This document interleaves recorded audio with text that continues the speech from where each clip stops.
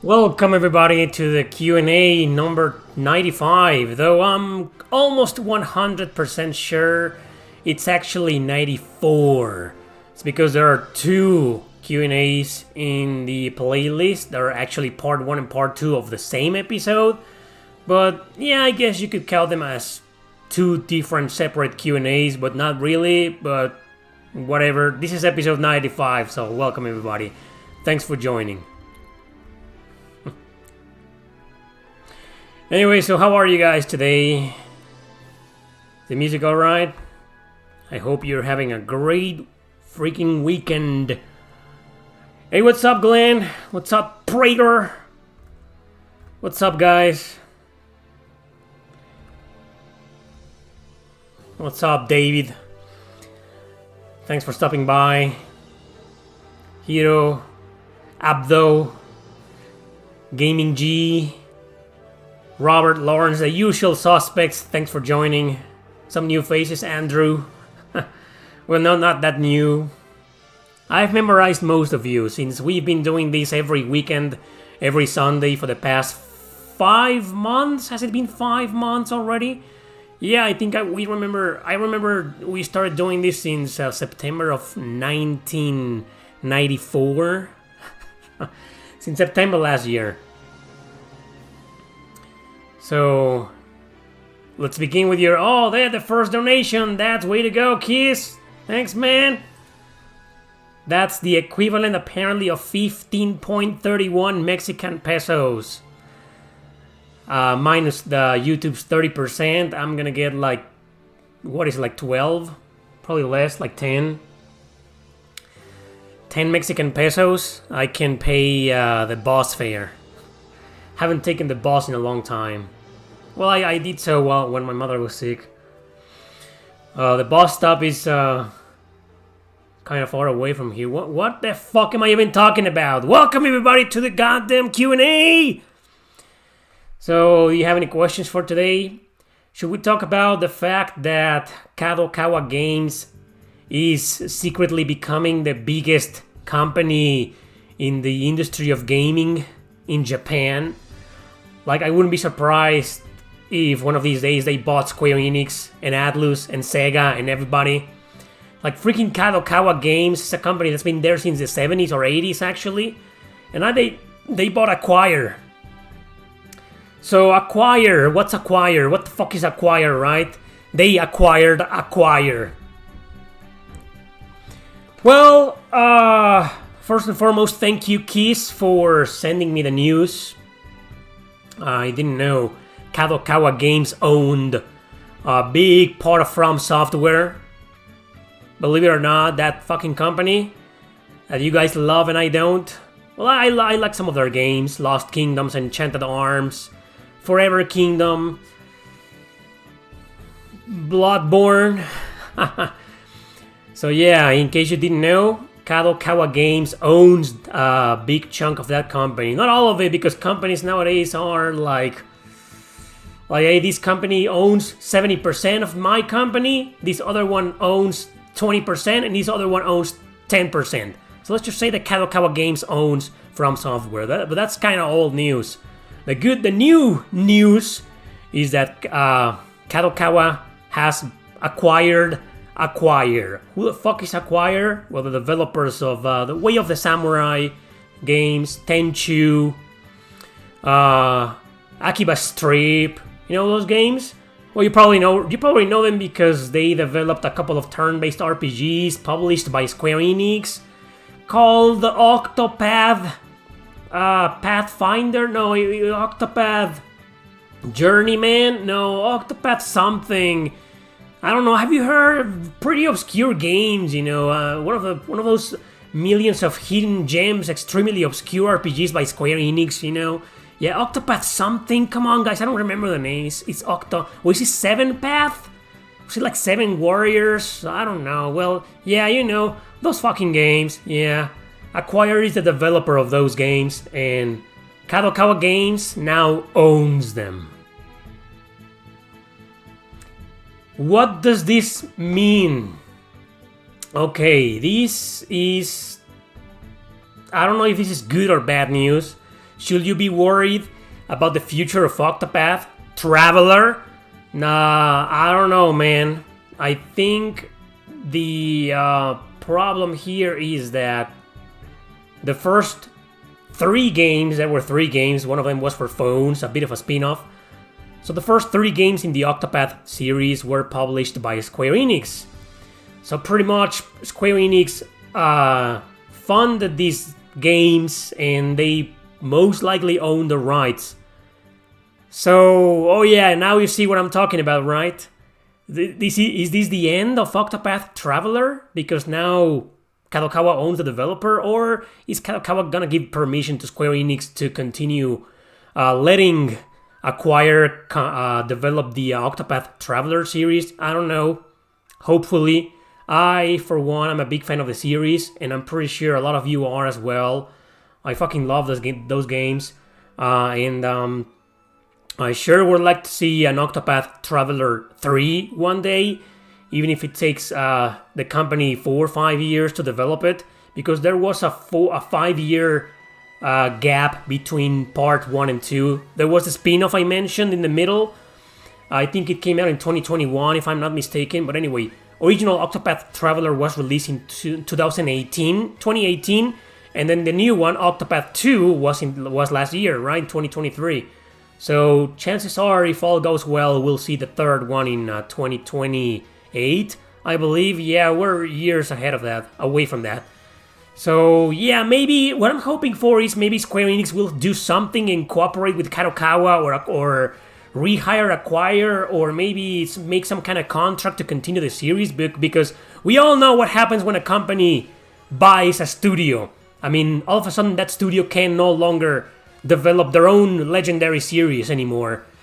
It happened to Tri-Ace, okay? Before they went back to working with Square Enix, they left, and they are owned by this company called Nepro Japan, whatever the fuck that is, and they developed Exist Archive, co-developed it with Spike Chunsoft. But it was like, man, okay, and everybody started treating the game as a spiritual successor to Valkyrie Profile. So what's next? What's gonna be next for Acquire? A spiritual successor to Octopath Traveler? I mean, not that Exist Archive was bad, it was a pretty damn good game, but I think everybody wanted Valkyrie Profile 3, which never happened. And we don't want to get into that. Let's not open the Pandora's box that is Valkyrie Profile nowadays, okay? My point remains the same, that I hope everybody finds a way to develop Octopath Traveler 3, developed by Acquire, not somebody else, not just Square Enix and new people and new studios, not just Kadokawa Games with something else in a new game, no. So should we be worried? I don't know, but we'll see, right? We'll see what happens. Hopefully we'll get a new one, and hopefully Kadokawa acquiring Acquire is more good news than bad ones. Long live Octopath Traveler 2, man. And 1 as well. Thank you, Samuel. I like your video. Special Final Fantasy Tactics Ogre. What? Okay, you heard of the Sword of Convaleria? It's a new game inspired by tactics, and music is being worked by Sakimoto. Yeah, I think somebody mentioned the game a while back, and I checked it out in public. Is the music kind of loud? It's not loud, is it? I mean, it's fine. Should be fine. I think I remember 2 Q&As ago, the music was not fine. It was too low, actually. You can watch the clips of those, some of the clips of that Q&A in my second channel. Link to my second channel in the description.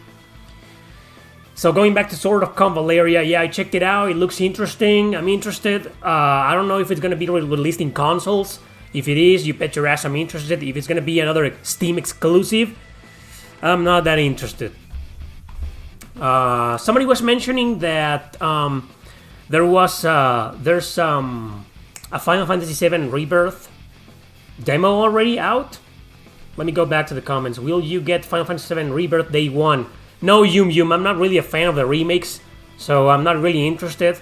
So I'm probably gonna wait like 1 or 2 years for the price to drop considerably, and then I'll get it. Yeah. So the demo is that I'm hoping the demo is on PS5, right? Because currently the game is exclusive to the PlayStation 5. So yeah, I'll play the demo. You know, I need something to play right now before I move on to my next game, because I just finished a certain Western RPG that I'm about to review, and I just finished also Grand Blue Fantasy Relink. If you missed my review, it's in this channel. I posted the full review of it 2 days ago. I'm currently playing the post game, but I'm nearing the part where it's just gotten ridiculously, impossibly hard, playing on extreme difficulty, quest after quest, barely any story, just refighting the same bosses again. It's yeah. I know you people like your post-game content. I do too with some games, but this one, I don't know if I'm gonna finish it. We'll see, you know. I've been enjoying the post-game a lot because this game has amazing combat. Go and watch my review if you missed it. Grand Blue Fantasy Relink. PS5, PS4, and Steam. No Switch release. Weird decision by Cygames. I don't know why. Don't ask me why, but yeah, great game, man. And so yeah, I'm gonna go back to another game, a sequel to Fallen Legion called Revenants. That's what I'm probably gonna play next. But tonight I'll probably download the demo. I'll check it out and maybe give my first impressions. I didn't know a demo was out. Thanks for letting me know. Had I known, I would have played it last night and would have come here telling you all about it. So, anyway, so who do you main in Grand Blue Zeta? Watch my review. Everything is in my review. And do you think the Neo Atlas RPG metaphor will be the RPG of the year? I have no idea, man. I don't think so, and probably not for me. You know, I'm a bit of confused by the new direction the company has been taking over the past few years, and I don't have a good relationship with the PR. So I don't know. Maybe it will be. I have no idea. I'm not that excited for it. I'm more excited about Trails Through Daybreak, a Yuden Chronicle. What else is there? Unicorn Overlord coming out next month. More interested in those games. Please review Radiate Stories for PS2. I've covered that game several times in this channel. Fantastic game, one of my 10 favorite JRPGs on the PS2 actually. Really good game, man. Trust me, you know, this has been a topic for many years. I'd love to make random reviews every now and then, like review an old game, even if nobody cares about that game anymore, even if the attention is on all the new games, which it usually is, and all of a sudden I go out and make a review of Radiata Stories. I mean, most people are not gonna watch it. The video is gonna probably fail, but even so, I'd love to do that. It's just this is a website where if you post a video that doesn't do very well in views, it affects your algorithm and it stops recommending your videos to the general public. And also, not only that, I've said this before many times, I don't know why reviews don't get, I mean, they barely get paid. At least me, I don't know if other YouTubers get more money by doing reviews than top 10s or ranking or any kind of list, you know, but reviews, I don't know why they are the type of videos that make some of the less money in this channel for some reason. I don't know why, and they get way more watch time than the top 10s. The top 10s, they get like 20-30% of watch time because most people are just fast forwarding to see what games are on the list. They don't give a fuck about what I have to say about the games, most people. But when it comes to reviews, they get like 50 or 60% watch time, which means most people do care about what I have to say about the games. So shouldn't more watch time equal more money and more views and more attention and a better algorithm? Who the fuck understands this website, man? But anyway, I'd love to do that. But yeah, I haven't done that.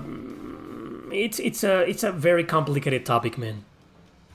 Do you think Persona 1 Remake in HD 2D style will be cool? Not really. None of the Persona games will benefit from that style. I think the graphics are very different, and that kind of style is more for fantasy or science fiction fantasy video games. It suits them better. I don't know, Persona 1, 2, and 2, 2.2, in that style, I don't think so. Not in my opinion, though. I wouldn't want to see them.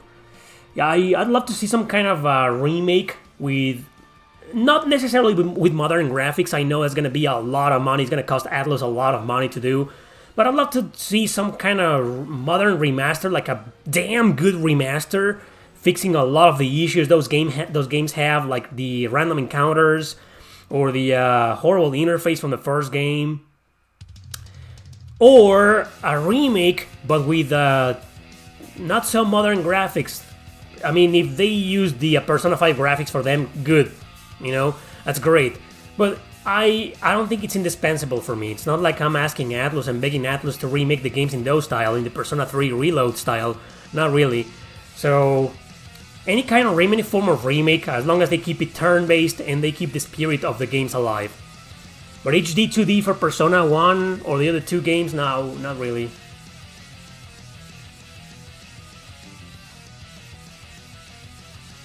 Is Radiata Stories worth $30? Ooh, yeah, that's a great price, man. Yeah, I didn't know it was that cheap. I thought Radiata will be nowadays about on the $50 to $60 range already. If it's 30, pick it up, man. Yeah, it's totally worth it. Will you stream Stellar Blade? Probably on Twitch. Yeah. Like I've said a million times before, I don't feel comfortable streaming on YouTube anymore. I've done some streams since last year. I streamed Star Ocean 2, Super Mario RPG, Grand Blue Fantasy, both the demo and the game itself. Well, the game itself, I streamed it on Twitch and then re-uploaded that stream on this channel. It's on the playlist. You won't see it anymore on this channel as public. It's unlisted, but it's there, available on the playlist of my Let's Plays and streams and whatnot. Yeah, I'll probably stream Stellar Blade once I get my hands on it. Hopefully they will release a demo, and I'll probably stream the demo. Oh man, that's just fucking horrible, man. I'm so sorry for your loss, Rosland RPG Gacha. RPG Gacha. RP Gacha. I'm so sorry for your loss, man. That's horrible. I almost lost mine, as you already know. She made it miraculously. And yes, you know, I've been a family guy since many years ago. I became one, so yeah. I try to spend time with my family, my mom, as much as I can. And yeah, life is definitely short. That's horrible, man. I'm so sorry.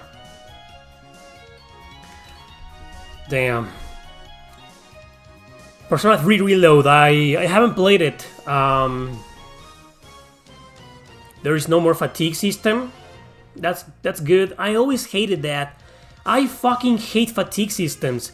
Fortunately, there's only like 4 or 5 JRPGs in existence that have them, that came out of Japan. There's one that didn't come out of Japan, and it's one of the hardest video games of all time, and that's Fire Emblem.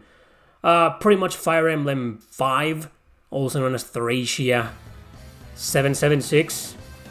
It has a fatigue system. You use a unit too much in 1 or 2 maps, and they get fatigued, and you can't use them in the next mission. Like, why? It's a fucking video game. Come on. Why are my characters getting fatigued? I don't like that. So I never liked that in Persona 3. That fatigue system was kind of like, hey, I'm too tired to go. When I want to grind, I need to grind you so you can get stronger. Damn you, Akihiko! Yeah. I know a lot of people are going to be mad about that decision, but I support Atlus in that. Thank you for getting rid of that decision. Thanks for letting me know. I'll play Persona 3 Reload, but right now it's ridiculously expensive. And I just don't, even if I had the money, I do have the money, but I don't want to pay them, man. I don't want to give money to that fucking company, man. I mean, selling their fucking standard game for $85, $90, that's just insulting, man. I'm not paying that much. Fuck those guys, man. Fuck their prices. I'm gonna wait till Persona 3 Reload is like $30, man.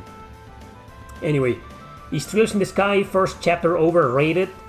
I just started and it doesn't seem any special. I felt the same, you know, I first played the game a long time ago. It was my first Trails game. I played in 2012, if I'm not mistaken. 2012, 2013. And I beat the game and I loved it, but it's a really slow game. At the beginning, during the first several hours, you're gonna be like, well, this is pretty much your average, out-of-the-mill, classic cliche tropey Japanese role-playing game. It's nothing special. Wait until you get to the end, finish the game, stick to it, it's worth it, and then jump straight to the second chapter, man. And then you'll see why there's so much love for that game and that duology. But yeah, the first game standalone is honestly not that special, hence why as a standalone game I usually don't rank it as high as its sequel, or when I rank them together, as if they were one game. I wouldn't call the game overrated, but it's definitely not a masterpiece by itself. First chapter masterpiece? No, not really. Far from it. It's a good game, and it gets better the more you advance. But yeah, it's not really like wow by itself. But if you stick to it and play through the game, I mean, one of the things that makes Trails in the Sky so special is that it's like some of those old JRPGs are kind of dumb at the beginning and sealed in the classic power of friendship, blah, blah, blah, blah. But since the game is kind of long and there's a lot of dialogue, the characters slowly start growing on you more and more and more and more until when you beat the final boss, you're like, oh man, I want more. So it's one of those games, stick to it. It's not overrated. Give it a chance, man. And which silent protagonist shouldn't be silent, and which non-silent should be in your opinion? Okay, that's an interesting question. There's a couple of silent protagonists that, in my opinion, kinda hurt the story. And it isn't one. This guy isn't exactly 100% silent in the game. He or she narrates the events on every chapter at the beginning or at the end of every chapter, and then they do reactions and they read the reactions you chose. But that's it. They also talk in the character episodes. Of course, I'm referring to Grand Blue Fantasy Relink, which I just beat and reviewed a couple of days ago. And I just don't understand why, for the most part, for most of the game, the protagonist is kind of silent. Like, he barely has any dialogue, or she, if you pick the girl. Jira, I think that's her name, but the guy's name is Gran. I found it pretty dumb, a dumb decision. Like, why is he silent? I don't understand, he should have been. What else? Adult Christine, maybe, but the point with Adult Christine is that we've been seeing this guy silent for decades. I mean, sure, if you don't know anything about the series and you go and jump straight into East 7, 8, or 9, or Celceta, and then you see the guy as silent, it may bother you a bit, because I don't think the story and the narrative is designed for a silent protagonist, to be honest. But then again, I mean, for us who have been playing East for years and have known the series for many years, I mean, it's a series that started off in the 80s, man. East is the godfather of action JRPGs, in my opinion. No, not in my opinion, that's a fact, actually. Yeah. So I'm used to him not talking. It doesn't bother me that he's a silent protagonist. But yeah, I guess you could easily make an argument on why he shouldn't be silent. Probably. What else? It's kind of hard, Okay, here's one weird decision for me. I didn't mind the Code Vein protagonist being silent, but for some reason I did mind the protagonists in the God Eater trilogy being silent.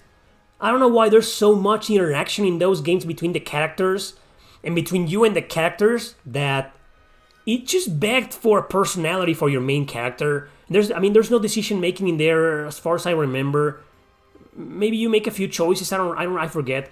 But my point with the God Eater trilogy is that it's a perfect example of games that shouldn't have had a silent protagonist. But I guess the whole point was to be able to customize the protagonist, because there was an online multiplayer mode, and if your character had a protagonist, what the fuck is he gonna do or she gonna do in the game with other players? And what if they choose their protagonist? Are they all gonna have the same personality? Are they all gonna have I don't know, man. So it makes sense that the character is silent and customizable. But story-wise, I just felt kind of weird. And JRPGs with a protagonist that should have been silent, I don't know. To be honest, I don't know. It's usually the other way around, right? It's like, why is this guy a silent protagonist? Surge and Chrono from the Chrono games are silent. They could have used a personality, but I don't think he would have been that relevant to the story or to the plot. Maybe, maybe not. I don't think so. But yeah, characters that should have been silent in a JRPG, I don't think I can answer that question right now. I mean, I can't think of a single one. Anyway.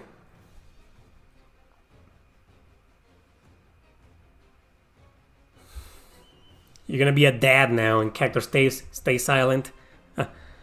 Oh man.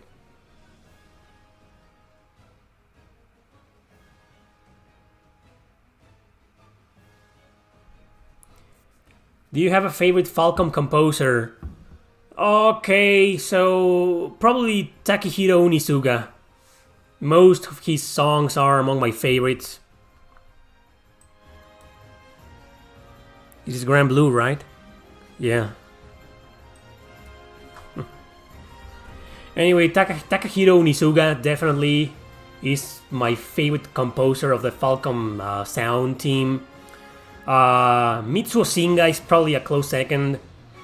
And then there's this guy who remixed the original Yuzo Koshiro themes from the first Ys games, though I always forget his name, god damn it. That guy, man, who did the rearrangements of the original themes for the PSP versions, and they were freaking phenomenal!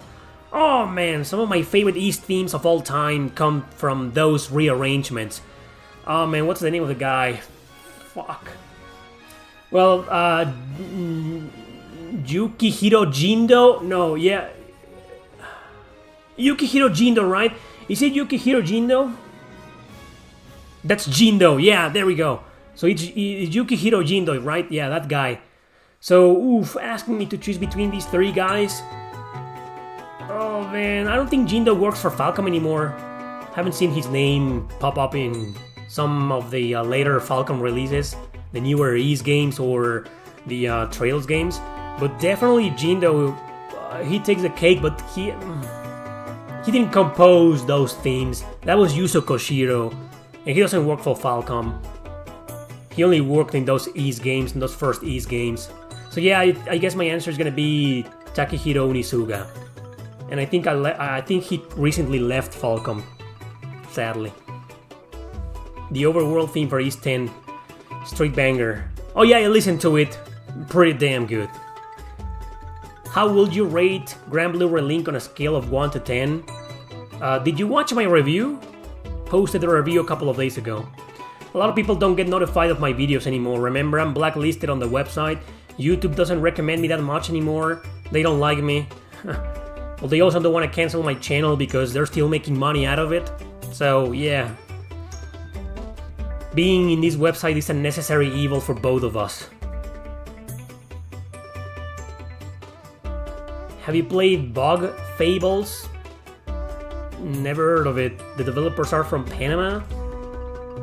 Really? I mean, it's like Bug Fables. That's the name of the game? Bug Fables? What is it about? Some fables, some bugs? Some insects in Fables, and you play as the insects? You play as ants, spiders, and mosquitoes, and flies, and what? Bug Fables? I can't believe there's a name like that, man. It's an indie RPG inspired by Paper Mario. But do you play as bugs? Bug Fables, man. Or is it Bugs Fables? Like Bugs Bunny Fables. Me and my fucking jokes, right? I'm so fucking funny. Yeah, you do play as bugs? You play as, oh my god, like Drone Tactics? Like Drone Tactics? Have you guys played Drone Tactics? You play as mechanical insects in that game. It's pretty good. Okay, I'm not really interested in Bug Fables, but maybe it's gonna be one of those days like Drone Tactics. Like, oh man, this game looks stupid, and then I play it and it's like, it's pretty decent.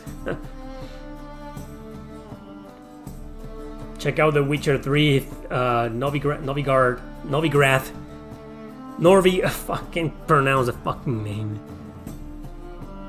Novigrad theme. Freaking. Anyway, so. Have you tried the Fate Remnant demo on the PS5? The Fate Samurai Remnant? Yeah, It's only about 40 minutes long. Pretty disappointing for a demo, but the action was pretty damn good. But yeah, I'm interested. I liked it. I'll probably wait for the price to drop and get it. Damn, I missed a lot of questions, guys, from like 10 minutes ago.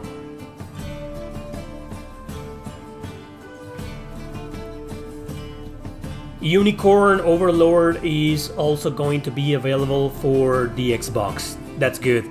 Eventually it'll come on Switch. We need the other Vanillaware games on Switch, and yes, you're right, we discussed that last week.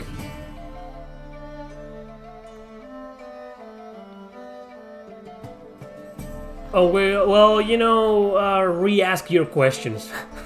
Too lazy to go all the way back. And I get the feeling people who asked the questions that I missed left the Q&A, sadly. Do you have a review for Radiata on the channel? A review? No, I don't have an exclusive video review for it. I don't have one, but I've covered the game in top 10s and videos. You will find it probably in... I need to find you a video where I kind of talked about it in detail, because I've mentioned the game in a lot of videos, but I don't really review it there. I think, well, there's a video I did called Top 10 Favorite Action RPGs Ever. I think it's there. Where else? I mean, there's other videos, but it wasn't exactly reviewed. I think there's a video called 10 JRPGs with Massive Replay Value, Part 1. Check it out, it's there. It's also there. Anyway, will you do a Xeno series ranking video? Of course I will once I get to play Xenoblade Chronicles X.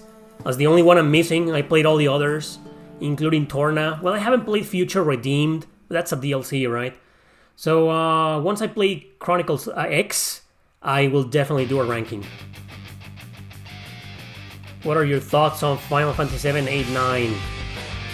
What are my thoughts on the original versions or on the remasters? I didn't play the Steam versions. I played the PlayStation 4 versions, which are also on Switch. Well... Yeah, what do you mean? You're asking me my opinion about the original versions, the original games, or about the remasters? Let me know. My opinion is like different.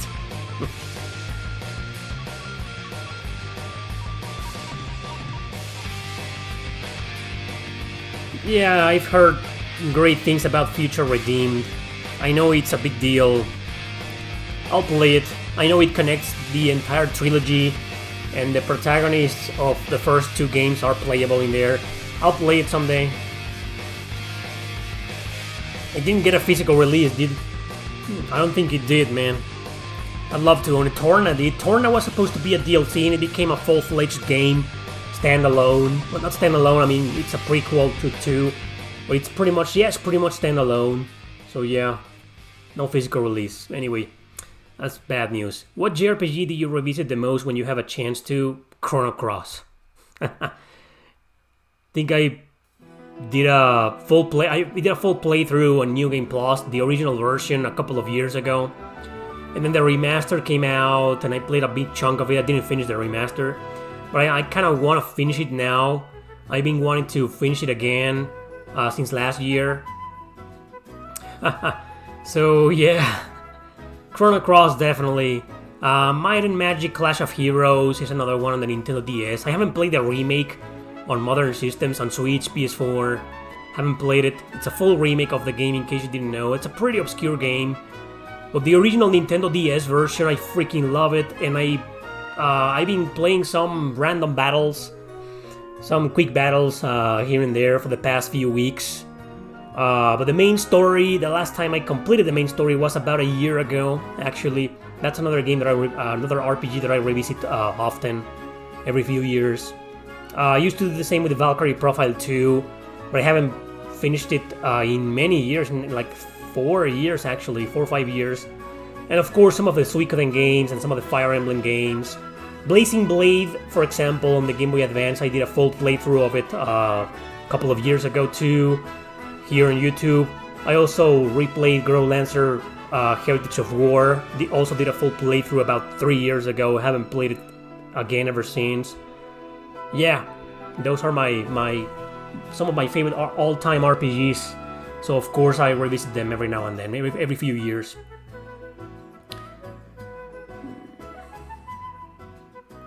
Okay, you're asking me about my opinion on the original games, because 8 and 9 aren't talked about a lot, so I know nothing about them.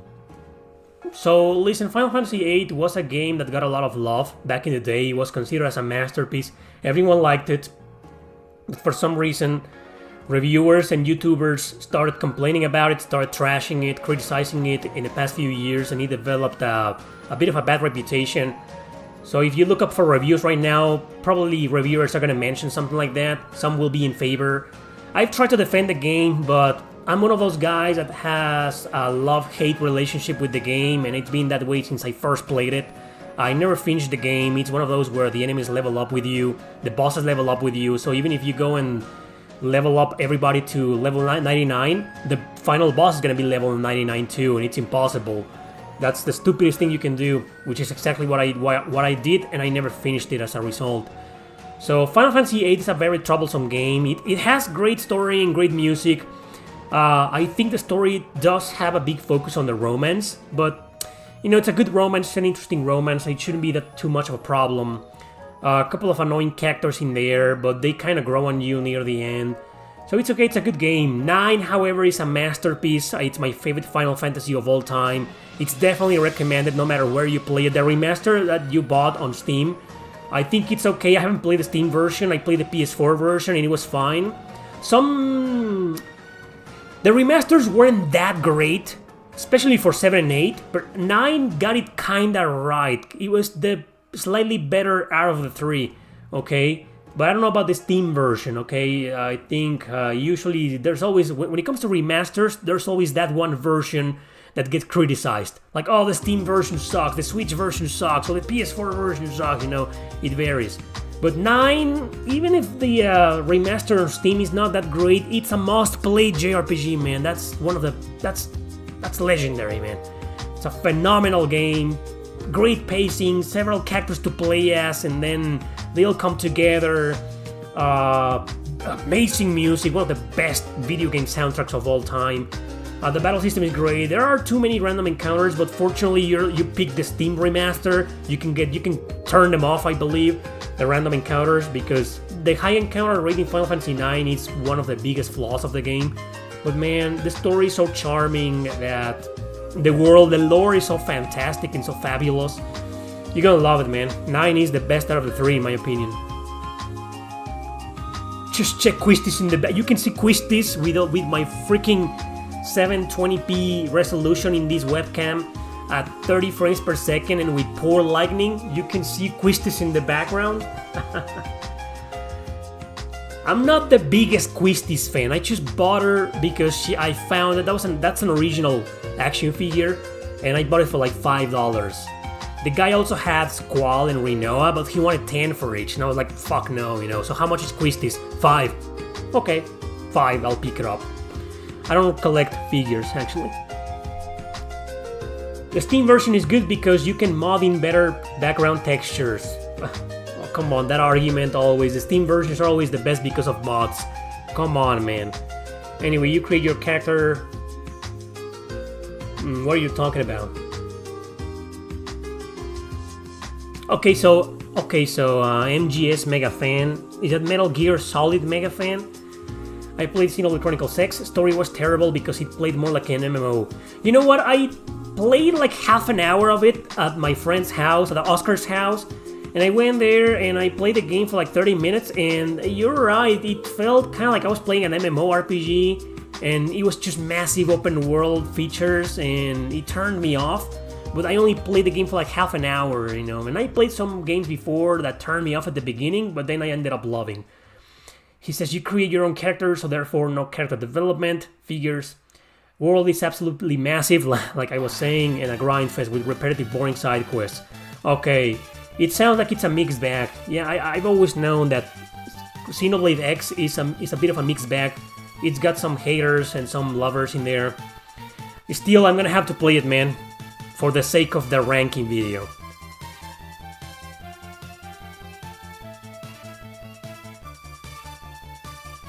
Final Fantasy IX is my favorite one. Do you think we're gonna get a remake? There's been some rumors floating around for the past couple of years, and it's a big possibility. There's also some leaks, but I don't really trust these leaks. We've gotten some leaks before that turned out to be right, like Persona 3 Reload, the Chrono Cross Remaster. Those were legitimate leaks. But Final Fantasy IX, it's been a few years since the remake was supposedly in development, and we have heard nothing. I'll tell you this though, I don't think it's a good idea to remake the game right now while Square Enix is in the middle of remaking Final Fantasy VII. Why would they do that? Why not just focus on finishing the remake of Final Fantasy VII and then move on to Final Fantasy IX? See what I mean? It just doesn't make any sense. I'm not Square Enix, of course, but if I was them, I wouldn't remake any Final Fantasy game right now. What happened to my mic? What do you mean? It's right here. I'm here. You can hear me, right? Hear me just fine.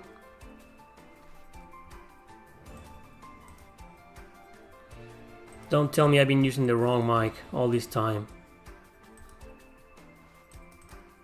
No, I'm using this mic. Something wrong with my mic? Yeah. Anyway, so yeah. I wouldn't remake Final Fantasy IX right now. If the leaks are true and if we are getting it, that's awesome. You know, I'm a big fan of the game. Just, I hope it's not gonna be an action RPG, hopefully not. But it probably will, unfortunately. I hope they don't ruin it. I hope Tetsuya Nomura doesn't ruin it. Although we all know he probably will. So I'm not that excited for a remake. But like I said, if I was Square Enix, I will focus on finishing Final Fantasy VII Remake first, all parts. I think we're gonna get a part 3, and I'm not sure if that's gonna be the last one. But yeah, I will do that first, and then remake other Final Fantasy titles, or any other title for that matter. Oh, you mean this other microphone? I use different microphones. I have 2 microphones, but this one is a pain in the ass to handle because it's too big. I usually use it for to record. Look, I mean, it's a fucking mess. It's here. You mean this mic, right? I mean, yeah. Damn, man. It has slightly better sound than this one right here that I'm using right now, but it's so fucking big. It's not good for the Q&As, man. It's just, it gets in the way. Man, it's just much better for recording my scripts and shit. So for the Q&As, I think I'm gonna stick to this one. Whoa, what the hell am I doing?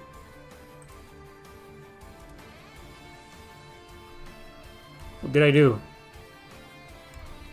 Anyway, will you remake 6? If I was Square Enix, I will remake 6 with HD 2D graphics. That's the best that I can come up with.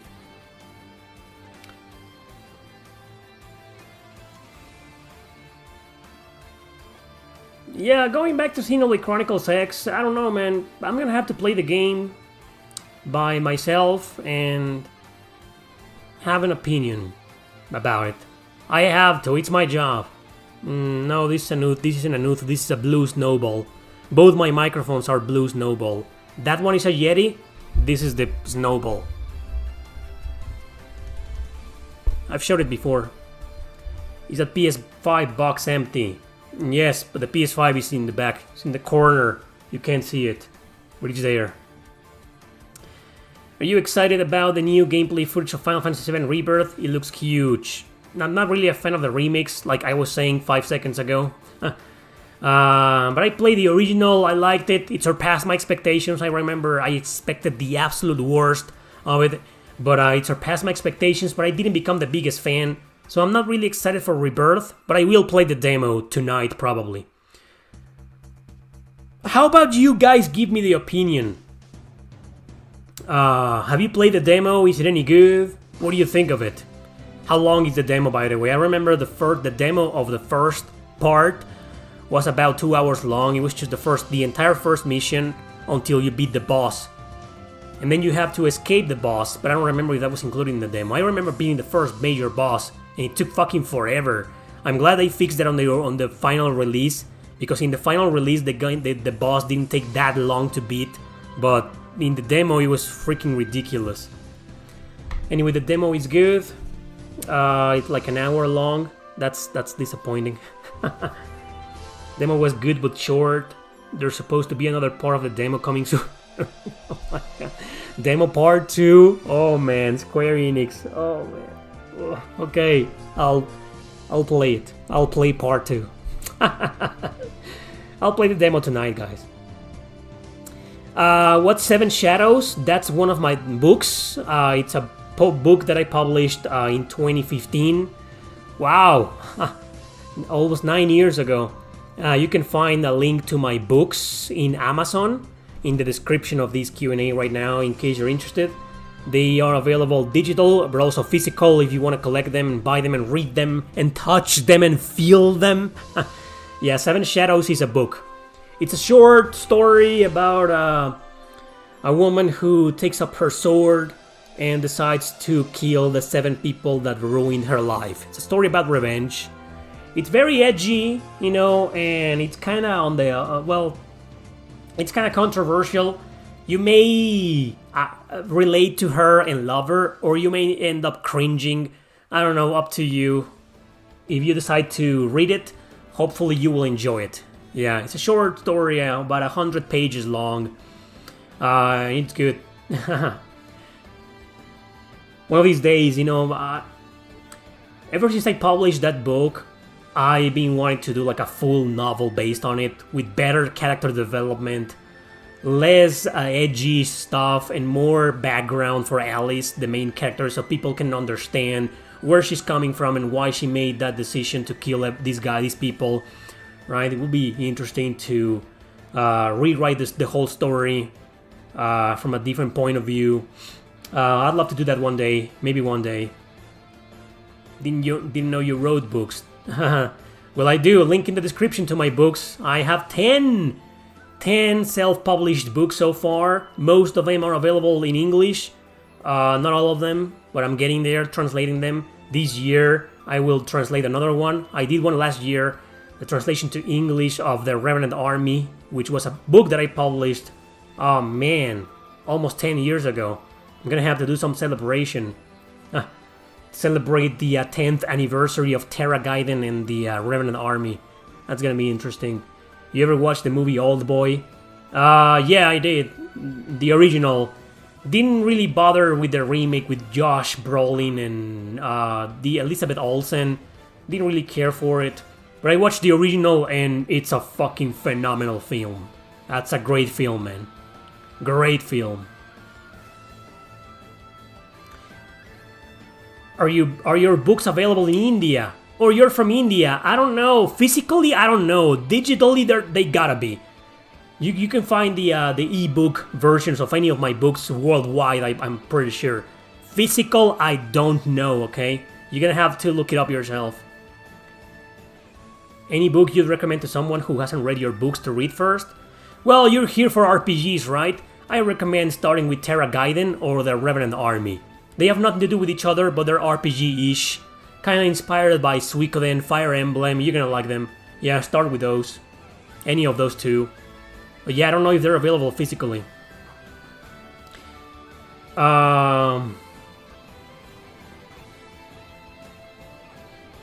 Hello to you too, the social gato.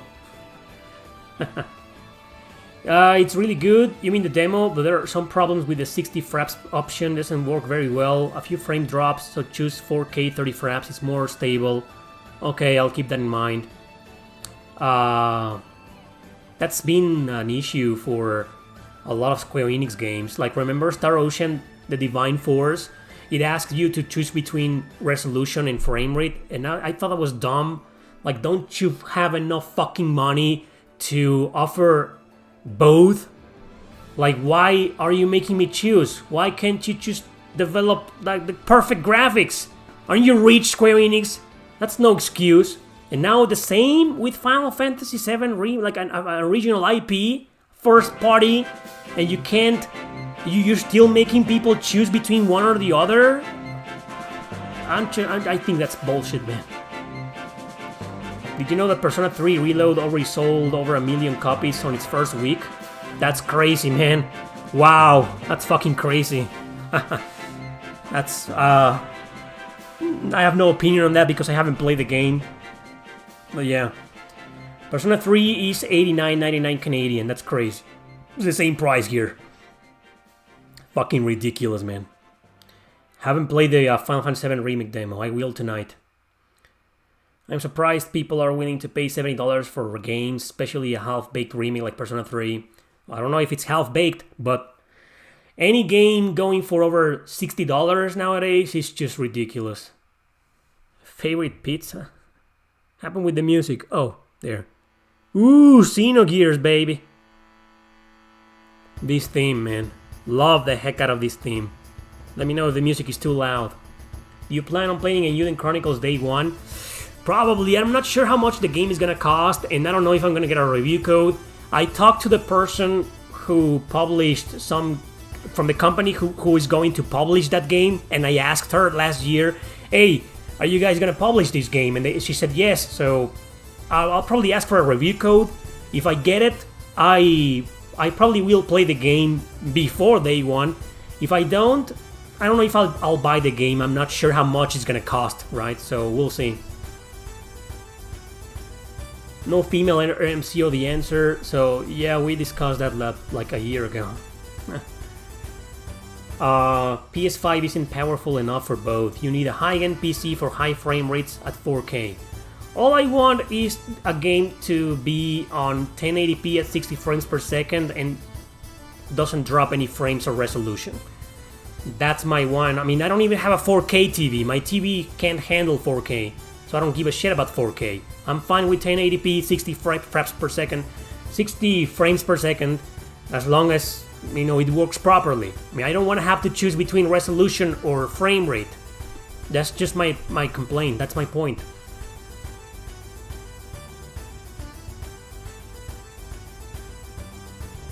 Listened to 9 Inch Nails after your recommendation last week. Was fantastic. Oh, welcome to the fan club. Do you listen to In Flames? I know In Flames, that is precisely a death metal band. Not really a fan of death metal.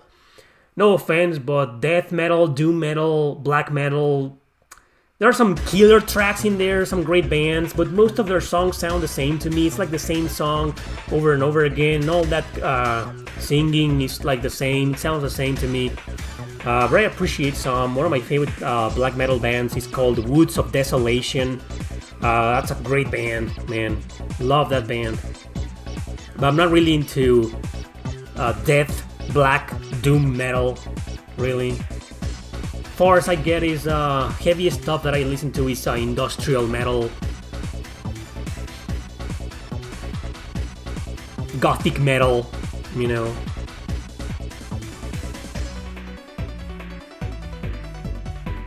Melodic death metal, yeah. I like some melodic metal. Then I'll choose frame rate, right? Simple as that. How many video game tracks can you play on the guitar? Not many. I've always focused on learning band songs. Like I know a lot of 9 Inch Nails songs, Deftones, The Cure, but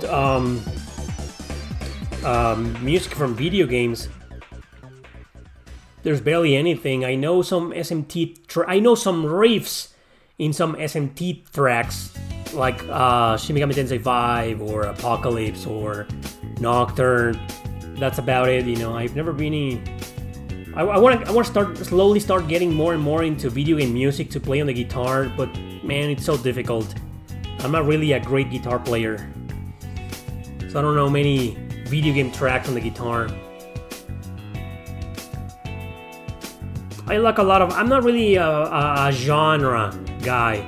Okay, I just mentioned my 3 favorite bands of all time, and they are completely different genres. 9 Inch Nails, Deftones, The Cure, man. And then there's Killing Joke, Gary Newman, Smashing Pumpkins, Fear Factory, Dead Sea, so The Gathering. So it's like, man, oh my gosh, so you like a band from each genre. Yeah, I'm not really into genres, more about the bands themselves. Will you play any Falcom songs on guitar? I can't, that's what I was saying, I don't know a single one. Well, actually, you know, the boss battle theme from East 1 is kind of easy. It's just a simple riff. Dun, dun, dun, dun, dun, right? It should be easy. I've never tried practicing it, but it should be easy. But then one day I tried practicing the dungeon theme. Oh man. That's just ridiculous. I can't play that, man. Yeah. What else? I think there's another Falcom song that I kinda knew. Obviously not Sunshine Coastline, because the guitars are so synthesized that you can barely understand what's a guitar in there and what's a keyboard. I don't know. There was another one from Falcom. I don't remember that. I practiced on the guitar and the result was kinda acceptable, mediocre at best. Anyway, yeah. The Gathering back in 90s, 2000s was very good. Yeah, I'm a big fan of Anneke van Giersbergen. To be completely honest, she's my favorite singer of all time, favorite female singer. And I don't like The Gathering before her or after her. I tried listening to it, but no. Although The Gathering's first album is pretty interesting. The second album sucks balls. I mean, man, it's bad. The second album. The first one is pretty good, but Anneke joined on the third album, and yeah, she fucking nailed it. Every The Gathering album with her is great. Especially the first two, Mandelion and Nighttime Birds.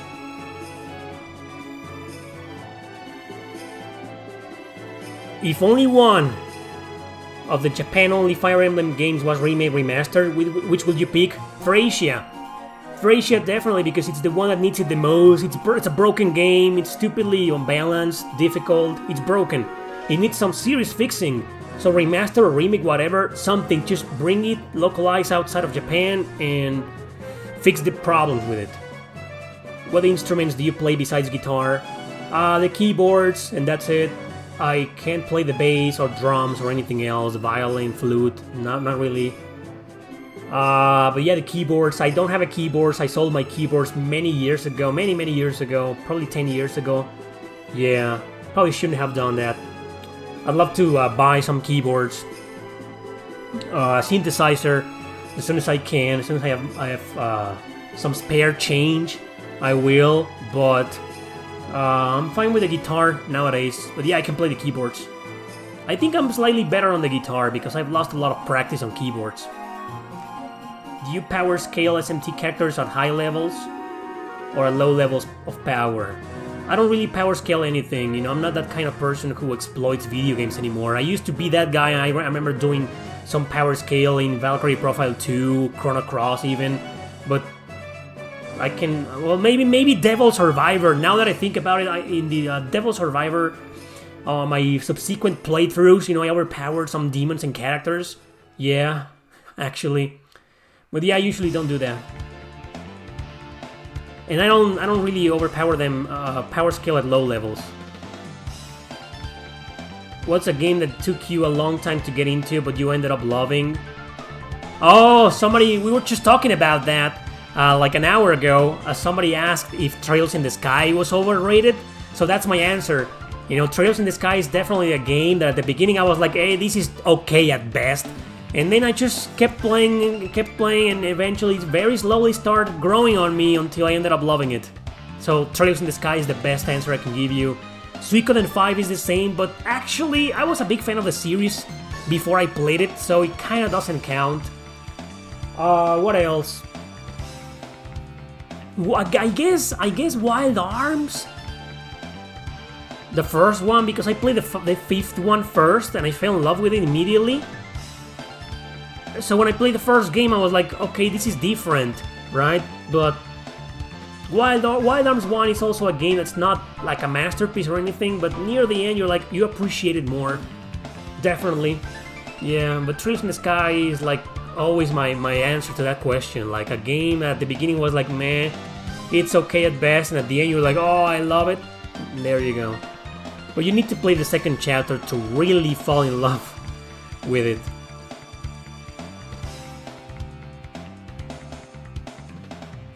This is Breath of Fire 3, huh? Well, guess what? Breath of Fire 4 is another one of those games. At the beginning I was like, man, it's not great. It's definitely not great. I love the pixel art. I love the style. The combat is fantastic, but Breath of Fire 4 felt kind of generic for me at the beginning, but there's something to it, some magic, some mystique to it, and if you keep playing it, you end up loving it. Breath of Fire 4 is another one of those games. Well, okay, I completely forgot about the perfect example that I've been mentioning since forever. Valkyrie Profile 2. I hated the bastard at first. I was like, oh my gosh, shouldn't have bought this game, it's horrible, fuck this game. And eventually I had nothing to play one day, and I had beaten all other games that I own in my collection. I was like, man, okay, I'm gonna go back to it, and you know the story, you know the rest. Became my second favorite video game of all time. So yeah, Valkyrie Profile 2. Much better answer than Trails in the Sky. That's not what power scaling means. He's asking if you think SMT characters could beat other RPG characters. Oh really? That's what power scaling means? What is the definition of power scaling? Means a character is stronger than other characters in other video games? Well, I'm not sorry that I misunderstood the question. What the fuck, power scaling? That's what it means? Let the person who asked the question explain what they mean.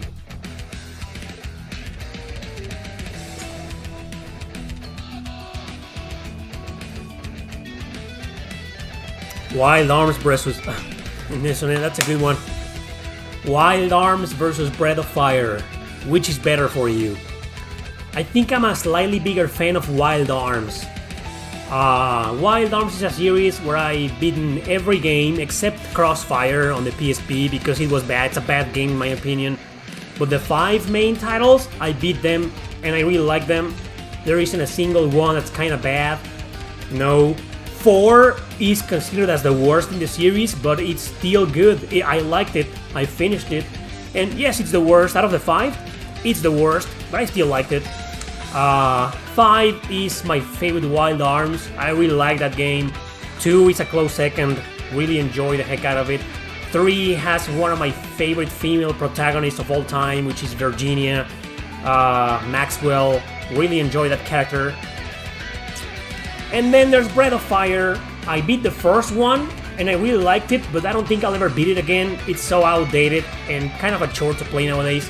2 was a massive disappointment. I tried my hardest, and you guys know that. My hardest trying to get into it, and I failed miserably. You know, I put like 10, 12 hours into it until I freaking quit. And no, man, great music, great story, whatever, you know, but it's just the gameplay killed it for me. The encounter rate, the backtracking, oh man. And then 3 was great, but there are bigger fans of the game out there than me. I like the game, I really like the game, Breath of Fire 3, but I never finished it. I never went back to it for I don't know why. I have to go back to that game one day. 4 is my favorite in the series. Great game, phenomenal, almost a masterpiece in my opinion. I was just saying that at the beginning was kind of slow and kind of meh, but at the end I was like, man, this game is fantastic. And 5 was a huge disappointment. Terrible, not terrible, but it's a bit of a bad game. I didn't like it. It was just very convoluted and very different from the series. It feels like somebody else did it, like a fan of the games did it, trying to be different. I don't know. And 6 is fucking garbage. So we have 2 series. Wild Arms has better games in my opinion, and Breath of Fire is like it's like a mixed bag. Half of the games are great, the other half is kind of bad. So winner for me personally, Wild Arms. Will you play Unicorn Overlord when it comes out? I don't know, I don't think so. Unless I get a review code, but if I don't, I don't think so. I'm probably gonna wait for the price to drop. Are you excited for Vandal Hearts 4? It's totally coming, right? Oh yeah, sure, in your dreams. And mine.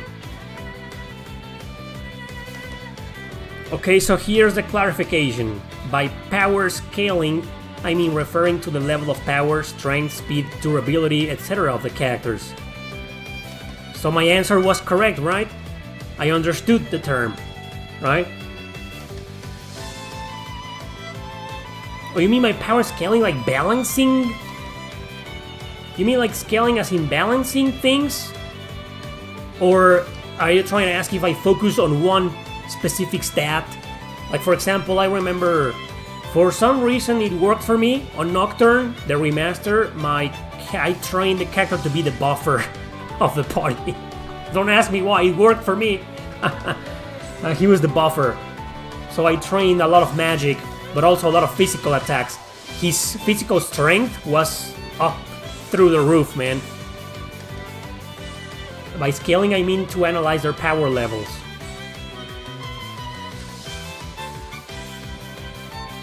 You know what? I have no idea what you're talking about anymore.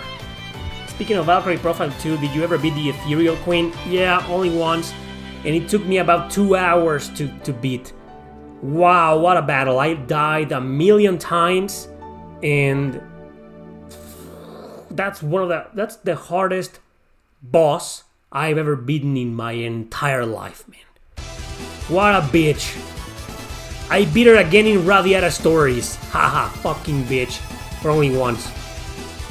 On a second playthrough, I remember getting all the way to the Ethereal Queen in Radiata Stories and I couldn't defeat her this second time. And in Valkyrie 2, I don't think I ever bothered a second time. I only beat the Seraphic Gate once, completely, Ethereal Queen included. Damn, man. What a nasty boss. Would you recommend Wild Arms 1 or Alter Code F for beginners of the series? I recommend 1. It aged well.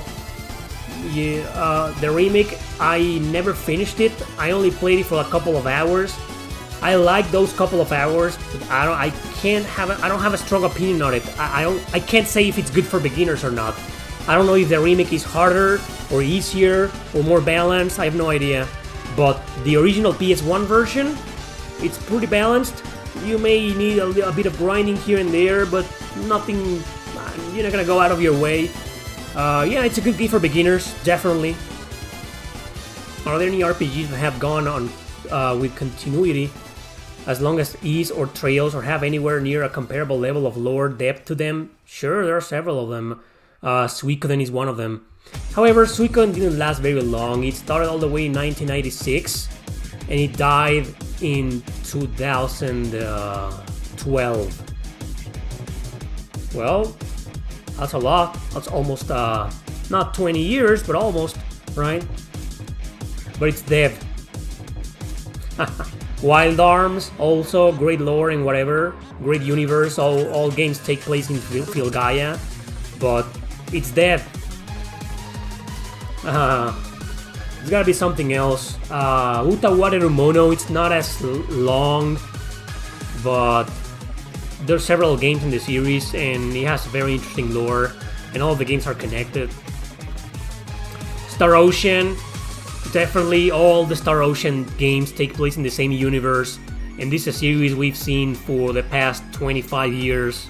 In fact, I believe last year Square Enix celebrated the 25th anniversary of the series.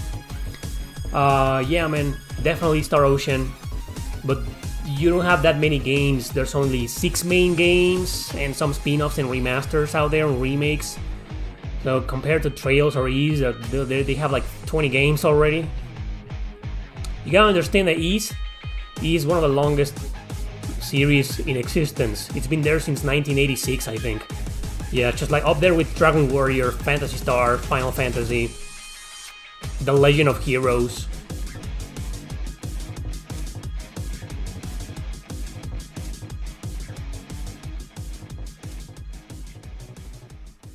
Oh, you mean more obscure series? You know, long-running series, JRPG series that are obscure, that most people haven't heard of? Wow, okay.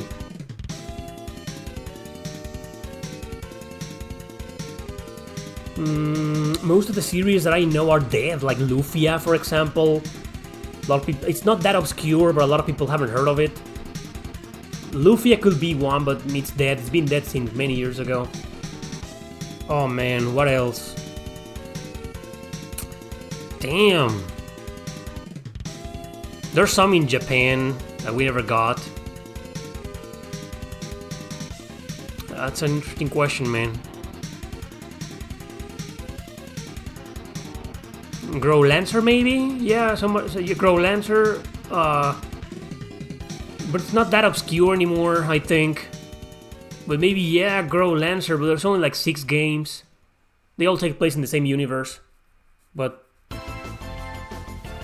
speaking about Grow Lancer, this is the music from Grow Lancer 3. I don't know. Yeah, good question, man. Dot Hack is not that obscure, in my opinion. You know, I tried beating the Maze of Tribulations in Star Ocean 2, and I didn't beat Gabriela Celeste. I couldn't. And I was extremely overpowered and overleveled. I couldn't. She beat the crap out of me. I turned on the easiest difficulty, she beat the crap out of me. Couldn't defeat her. There's a trick to defeating her. It has to do with the armor. And there are tips online, but I was too lazy to get them. Like, do this, get this, train this, and oh, fuck no. It's over. Thanks. So I didn't get to the I've never gotten to the Ethereal Queen in any Star Ocean games. I've only fought that queen in Radiata Stories and Valkyrie Profile 2. That's it. Have you heard about what is happening with the Suicide Squad game that's flopping? I don't give a shit about that game, so no. Most JRPGs that were obscure in the 2000s are now well known. Yeah, well known is relatively speaking. I think a lot of people don't know Grow Lancer or even Wild Arms, but yeah, among us RP gamers, yeah, we all know those series, right? Grow Lancer is still more obscure. That could be the answer Brian was looking for.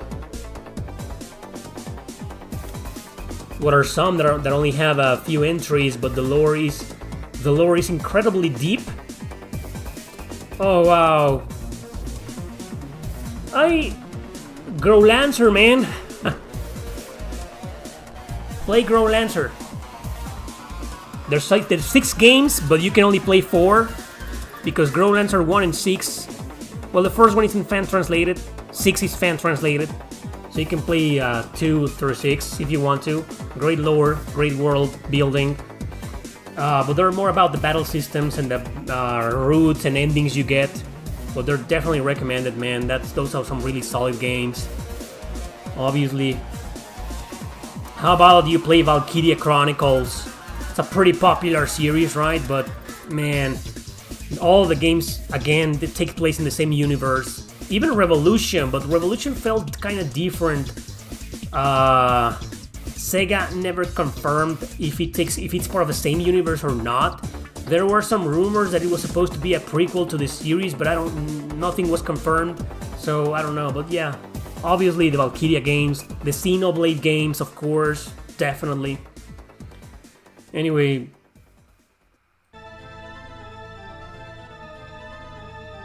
What are your top 5 anime series?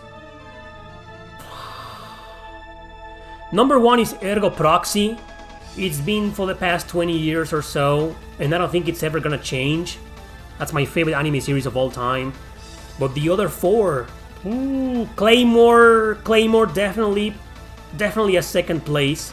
Claymore, love the heck out of Claymore. Oh man, the rest, Psychopaths. But the original, the first 2 seasons, the third seasons with the new guys, the new characters was kind of boring. I never finished it. I was like, what the hell did you do with this series, man? No. But the first 2 seasons are freaking gold. Psychopaths.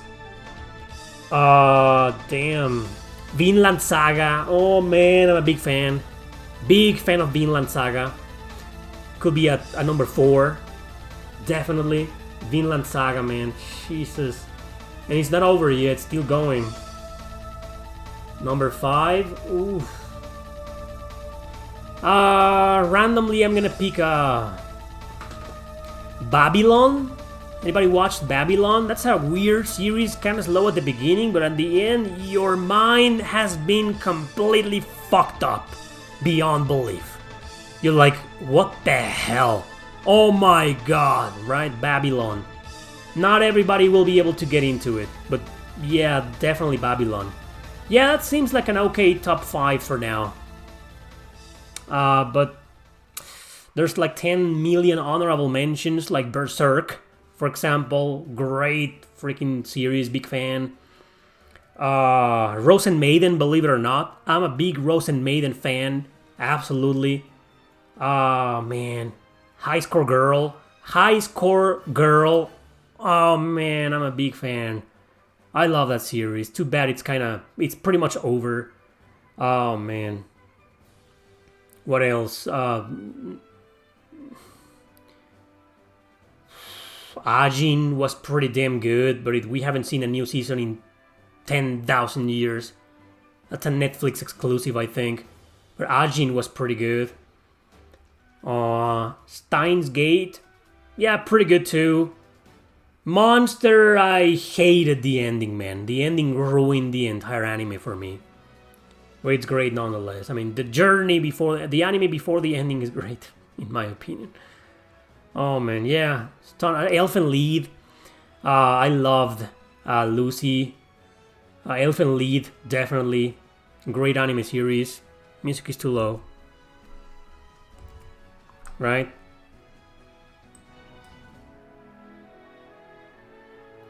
What Trailblazers on the Line. This is from Grand Blue. Anyway. Valkyrie Drive, I didn't watch it. I played the game though, great game. But I didn't watch the anime.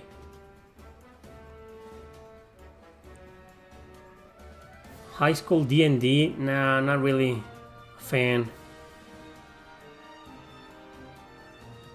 Anyway, lots of great animes out there. Darker Than Black, the first seasons were great. First season only. Definitely. And the classic ones, Saint Seiya, Dragon Ball Z. I mean, I grew up with those. I mean, Chrono Trigger was made by a dream team. What will be the ultimate dream team for an RPG? Pick someone or a company for music, another for plot, gameplay design. You're basically asking me to do a video, man. Oh yeah, I think I answered this question before. I think some of the Fire Emblem... No, wait. It's just Fire Emblem has taken a completely different direction in terms of storytelling that I don't think it could work. But when it comes to story, the Suikoden creators, and in gameplay mechanics, the Fire Emblem creators, okay? That will be a great dream team. Record of Ragnarok? Haven't seen it. I watched Record of Grand Crest War, fantastic anime. Black Lagoon, it's fucking awesome, you got it right. I love the heck out of that anime. Great fucking anime, man. Persona Trinity Soul was good too. When will you play Fire Emblem Engage? Well, let's see right now, how much is it? Freaking Nintendo and their ridiculous prices. Damn. Alright, how much is Fire Emblem Engage right now on Amazon? Fire Emblem Engage. It's still fucking $60. Hasn't gone down in price in one goddamn year. Fuck you, Nintendo, I'm not buying your game. According to some Wikipedia pages, Shin Megami Tensei is one of the best-selling JRPG franchises of all time. Probably because of Japan. It's a huge franchise in Japan. One of the 100 best-selling franchises in general. Does it still count as a niche series? It's never been a niche series. Maybe it was back in the day when most of their games were hidden gems and nobody outside of Japan was talking about them. But I think it stopped being niche a long time ago, man.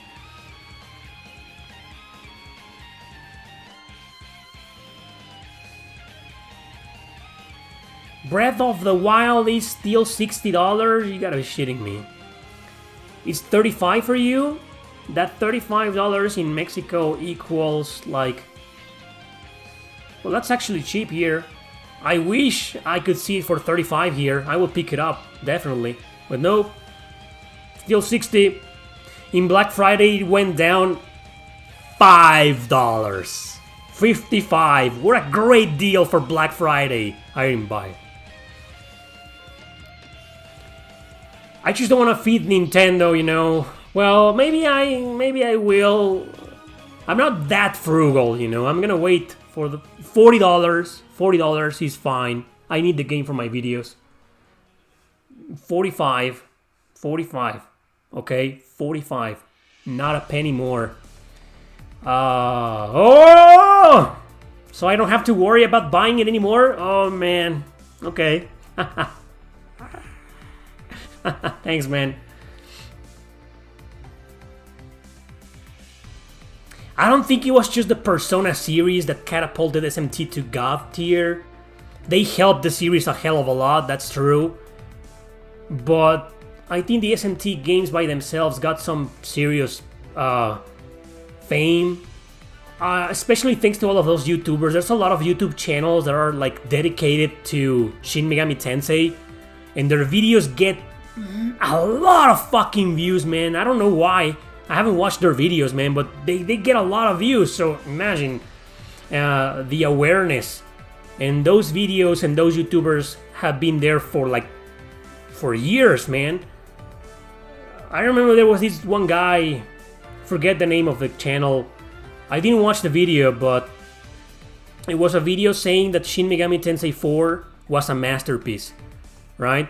And last time I saw, last time it appeared on my feed, it had like over 500,000 views, and I was like, that's insane. So 500,000 viewers know Shin Megami Tensei 4, right? So I think influencers and reviewers, or pretty much the internet, catapulted SMT to popularity, to the popularity that it has nowadays. It wasn't just Persona. Persona helped a lot. That's undeniable. But SMT, you gotta give the series some credit, man. It's pretty damn beloved nowadays.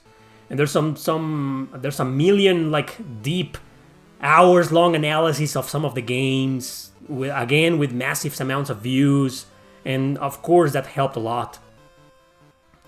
Yeah, I think SMT was a niche franchise maybe 20 years ago. Nah, but I think it's been very popular since the 3DS titles. Well, maybe a little bit more. It's been enjoying some good popularity and fame for the past at least 5-6 years, I'd say. Maybe more.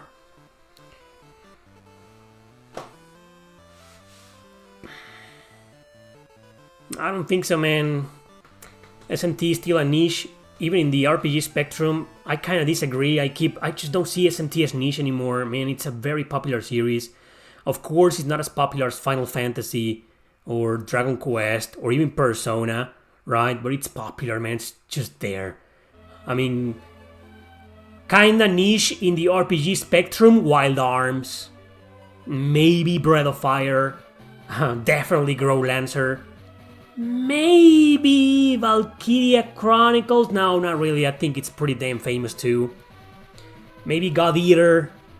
Okay, you know, there's still a lot of series that we see as popular nowadays, but they're still kind of niche compared to the big ones. But SMT, I don't think so. You guys, I mean, we all have an opinion, right? If you think it's niche, that's cool. I don't think so. Do you think SMT5, speaking about it, will ever get off the Switch? Oh, I don't think it's going to ever be on PlayStation consoles or Xbox consoles. I don't think so. I could be wrong, though. Nocturne, the remaster, was on Switch, right? That was a big surprise. I mean, Nocturne, the remaster, was on PS4, right? That was a big surprise, you know, seeing it on the PlayStation 4. But it was originally released on PS2. And then some Persona games have also on multiple platforms. But SMT5, I think Nintendo made some kind of deal with Atlus to hold the rights to it. So I don't think we'll see it on a PlayStation. The best you can hope for is a Steam release. That will be the ideal outcome, right? Anyway, what about Cosmic Fantasy now that it got its re-release? On the Switch, yeah, I haven't played them. I will at some point, but I don't know, man. I played the second one on TurboGrafx 16 and man, high encounter rate. The story was kind of dumb and generic. It didn't do a lot for me. Well, maybe one day, now that the first one has an English release, maybe I'll get into them one day. SMT4 has the worst alignment system ever.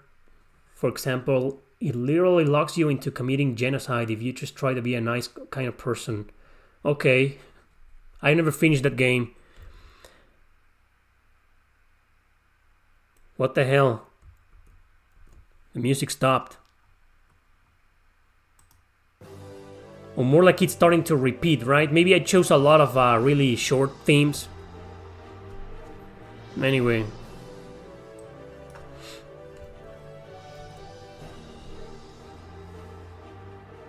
Green's team. Persona Q or Etrian Odyssey. Persona Q, I'm not really a fan of either, but Persona Q, I finished the first one. I abandoned the second one. I couldn't take it anymore. It was just too tiresome for me.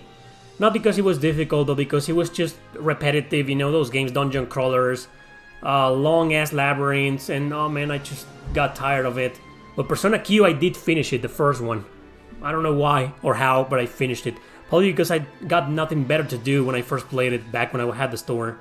Persona 6 will be released in 2027. I don't think so. I don't know, of course, but I get the feeling we'll get it next year. Yeah, hopefully. I think Atlus knows that it's time to move on. It's time to leave Persona 5 behind. It's too soon for Persona 4 Remake, so the best they can do right now is focus on Persona 6. I just get the feeling that we'll get some news next year. I could be wrong though. Any plans for 100,000 subs? Yeah, maybe a video or two, a stream to celebrate, a post. Nothing really that big, subscriber numbers are a bit of a lie nowadays. And I'm pretty sure you've seen many YouTubers complaining about it that tell you, you aren't subscribed to the channel. You think you are, but you aren't.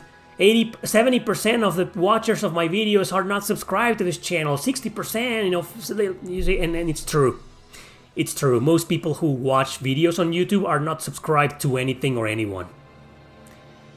So, I don't have 100,000 viewers. I can guarantee you that.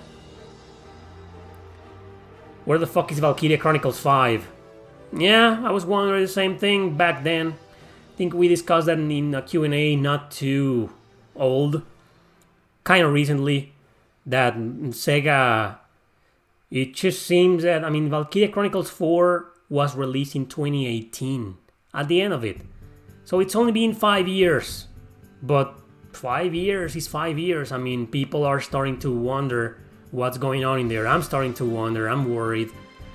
Because years ago people were saying, oh, Valkyria Chronicles is dead. Nah, give it some years. It's Sega. They're gonna take some time. They need time, but it's February of 2024. We know nothing. It seems like the series is heading into that direction. But then again, Star Ocean went through the same. Star Ocean 5 came out in 2016, if I'm not mistaken. Years went by and everybody was wondering what's going on, is the series dead, blah blah blah, and then 6 was miraculously released in 2022. So after 6 years it came back, right? So I'm starting to get worried about Valkyria Chronicles 5, but I wouldn't worry that much. Although ask me the same question at the end of this year, and if there's nothing, then I'm gonna be very worried. I don't know why. Valkyria Chronicles 4 was successful, was commercially successful. It wasn't as critically acclaimed as the first game, but it was critically acclaimed. it was well received, let's leave it at that. It sold 2 million copies worldwide, if I'm not mistaken. Isn't that enough to merit as a 5th game in the series? Or if not, at least bring over the 3rd game. That's a masterpiece. We need Valkyria Chronicles 3, damn it. That's the only game in the series we've never got. And that's the best one? Why is it still exclusive to Japan? The series Valkyria Chronicles, the entire series, have sold millions of copies. Millions! So what's up, Sega? So I'm jumping to conclusions. I still believe Valkyria Chronicles 5 will be released one day. Maybe this year we'll hear something. Fingers crossed. But if the year ends and no news, then I'm gonna start to worry seriously.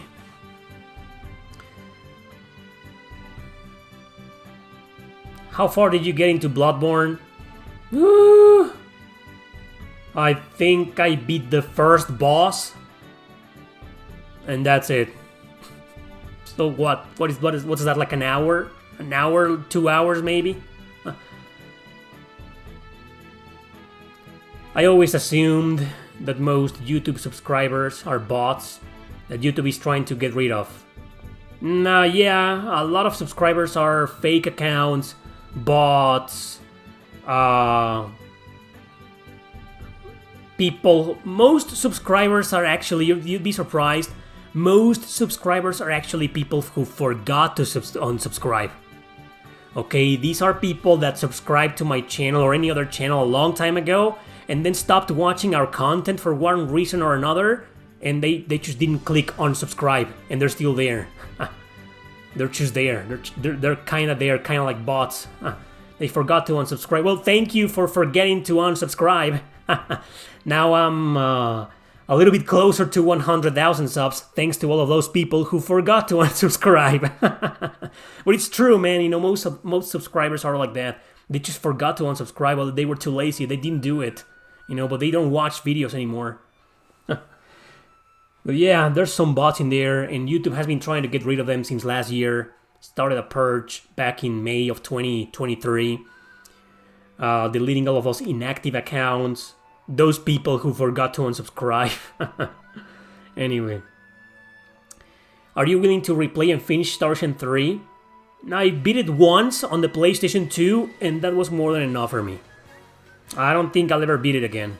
Unless it gets... we talked about this a couple of streams ago. Selling over 1 million copies in less than a week like Persona 3 Reload. Is considered profitable in the video game industry? That's extremely profitable for a role-playing game that's turn-based. And a remake, no less. Very profitable, man. Some highly successful games, like Valkyria Chronicles 4, for example, it took them over a year to get over 1 million copies. Code Vein, remember Code Vein? I think it sold 2 million copies worldwide. All the same, you know, some of the most successful games out there, you know, not the really, really big successful RPGs like Final Fantasy or Dragon Quest, those sell millions of copies in like a week. But a lot of really success.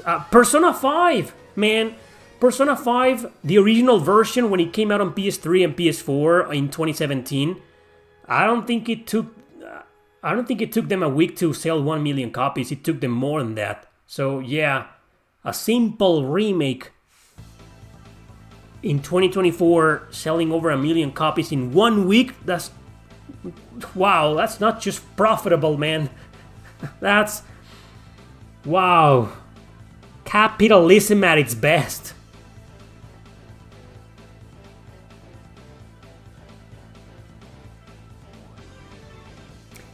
Good question. I want to talk a little bit about that.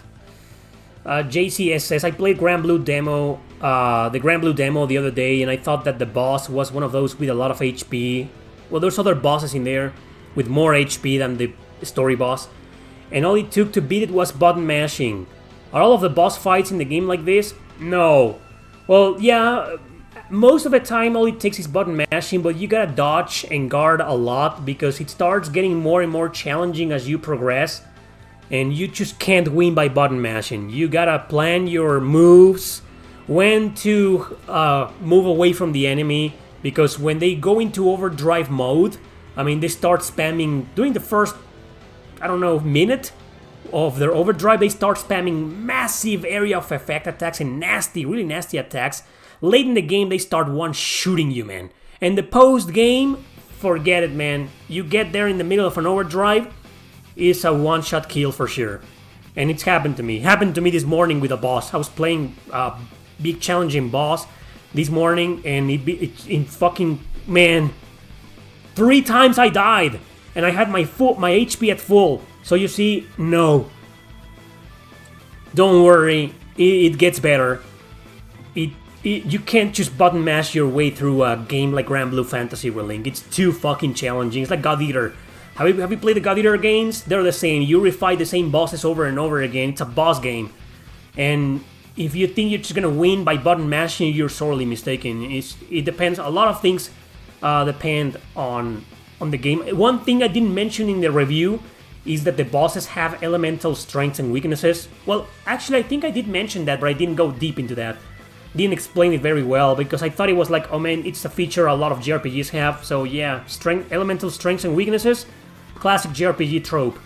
But this one, I mean, you get these sigils, which are accessories that you can equip, and you can equip some that are like resistant to ice or to fire, stuff like that. So you need to consider that too.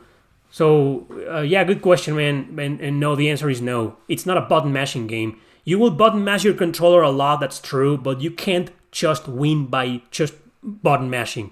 It's impossible. I'd love to do that. No, man. There are some games that sell well in the first 2 months, and then they don't sell anywhere near those first 2 weeks. Actually, yeah, you're right. You're right. YouTube videos are the same. I've got some videos in my whole career that during the first week or 2 they got a lot of views and then they died. And 3-4 years later they have the same amount of views they had after those 2 weeks. Sadly. So yeah, video games, movies, music, it's the same everywhere, you know. Of course there's a lot of entertainment stuff like that. Like, it does really well at the beginning and then it flops.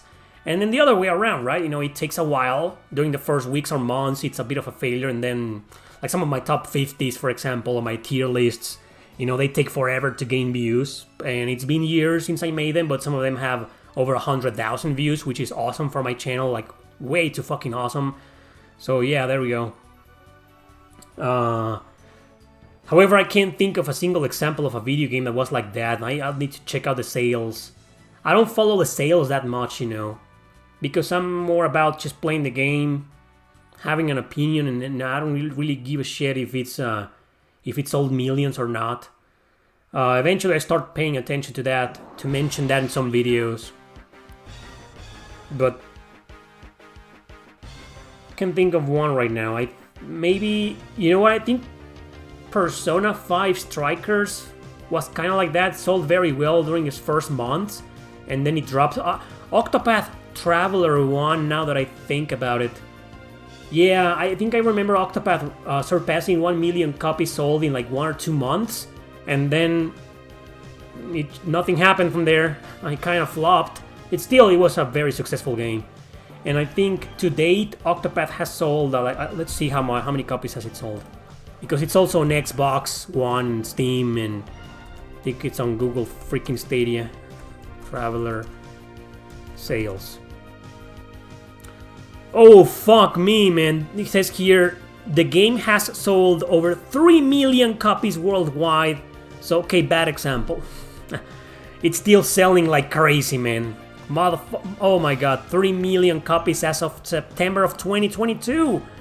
So it's been almost a year and a half since the last update. I don't think it's up there with 4 million copies, but definitely more than over 3 million copies. That's crazy, so bad example. No, I can't think of a single example of a game that sold a lot during its first weeks and then it flopped. I just finished Ys 1 and 2. Is there a story continuing through all the games? Yeah, every single Ys game is connected, and they all continue, but they aren't exactly... I mean, the narrative doesn't treat any game like a direct sequel like Ys 1 and 2 do. They're all kind of standalone, but yeah, you gotta pay attention to the chronological order of the games. The first Ys games were Ys 1 and 2, and then there's gonna be Ys 10, which is going to be released on PC this year, on March, I think. In English. Do you guys know that? Whoa. It's gonna be a while before we get the console versions, because NIS America, you know. They take forever. So, yeah, there's a continuation about certain events, and if you play them in order, you'll notice, right? You'll definitely notice. But it's a different adventure, most of the time with different party members on each game. But Doggy, for example, is almost in every single entry out there. Not all of them, I don't remember a single game without Doggy. Well, actually 6. He's only there at the beginning. Yeah, well, he's been there since... Yeah. So yeah, man. Jump straight into Ys 3.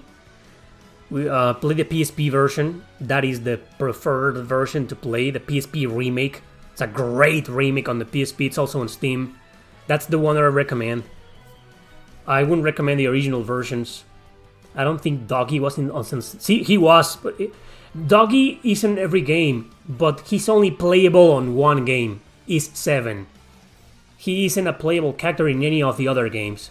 But yes, he was on Celceta. Don't forget to leave a thumbs up, guys. Thank you, Nemo Propaganda. Yeah, do that. Yeah, Doggy's always there.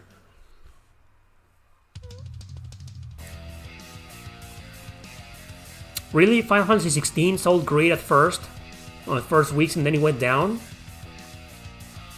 Yeah, I remember reading something about that. You're right, the game flopped. Well, it's just a lot of people weren't okay with the fact that it wasn't exclusive on the PlayStation 5. And then the game, it disappointed a lot of people. Because it was pretty much The Witcher 4. The Witcher May Cry 4. Where are you living right now? I'm living in Mexico. Damn. Was it like Metal Maxino? Holy shit. Yeah, I think the playlist has been repeating for a while. Well, it's okay. Some killer tracks are in there. And not everybody stays for the whole... No, I don't live in Mexico City. I live in Guadalajara.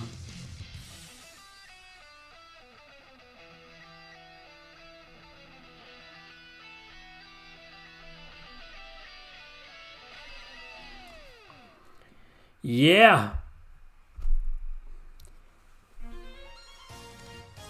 This is the regular battle theme of Atelier Iris 2. I don't even need to look it up. That's an awesome theme.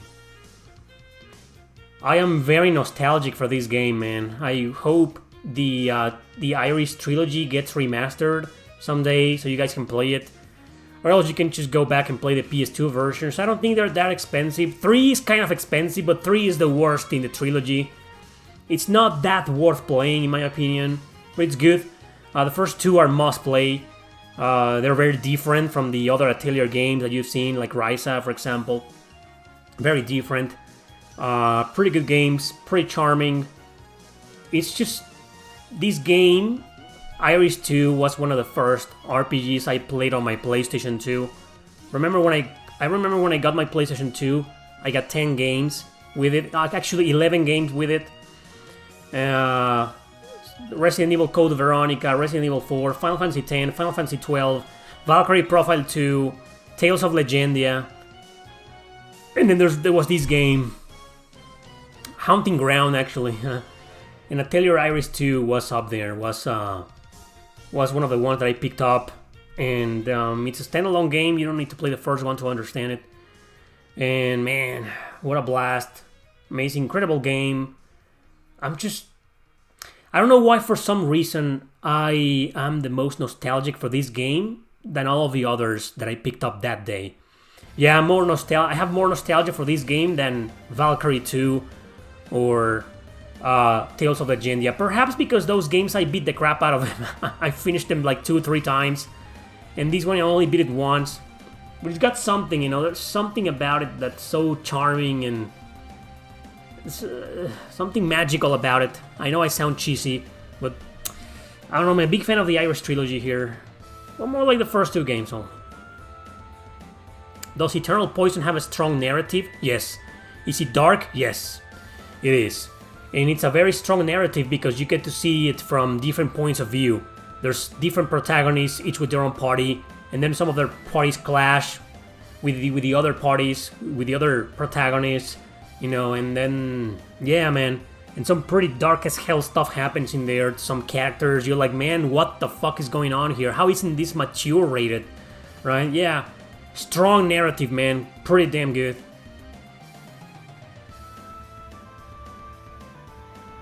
I don't know anything about steroids. Iris 2 is in your backlog? Yeah. I don't know if NIS America, well, yeah, they own the rights, actually, they do have the rights. I understand why NIS America has been remastering some of their old hidden gem games, and not those games. Or maybe they don't have the rights anymore. I mean, they publish the games in North America, NIS America.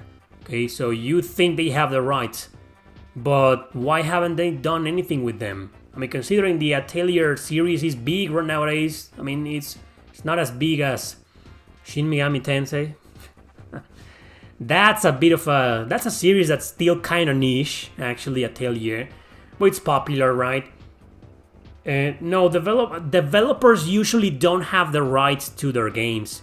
Publishers do. It's like books or movies. You think Quentin Tarantino has the rights to his movies? No, the studios who publish his movies, they have the rights. Same with music. Like, well, a lot of bands do have the rights because they bought them off directly from the studios.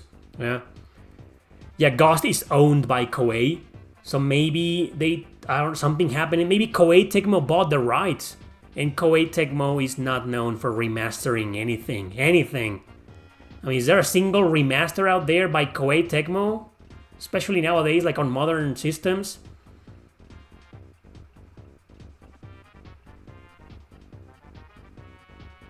No, right?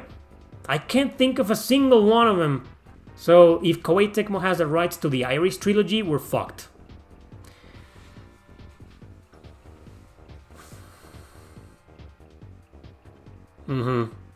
So, okay. Probably...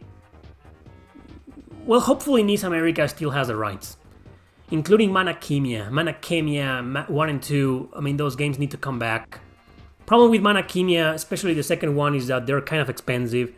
Although, PlayStation 2 JRPGs have been going down in price recently.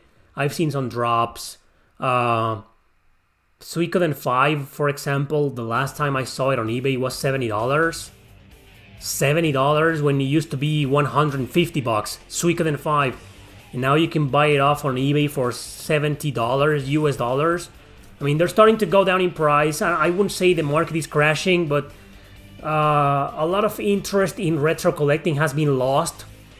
And I think video game sellers and scalpers too have been struggling over the past couple of years selling some games, which is why we are starting to see a small drop in some prices. Suikoden 2 came down in price. During the pandemic, it went up to $400, man. And I think last time I checked it out, it was like $220. $200. Wow. Went down like almost 50% in just a few years. So yeah. Hopefully the prices will keep on dropping, so people like some of you and me can go back to retro collecting, because I quit retro collecting some years ago. I gave up. I was like, fuck this, I'm not paying these outrageous prices for hell no, man. But when you see like the big guns like Suikoden 5 going down, some of the big guns, okay, others unfortunately keep going up, like Persona 1 on PS1 or Xenosaga 3. It's crazy expensive yet. But yeah, we've seen some of the not too big guns, not bigger, not the really, really big ones, no. But wait a minute, like Hunting Ground, I remember it went up to $500. And I think it went down to $300 and something dollars. So yeah, it's different, right? I mean, still fucking crazy. $350, it's ridiculous. But going back to my Suikoden 5 example, I mean, from 150 to 70, that's more than half. So yeah.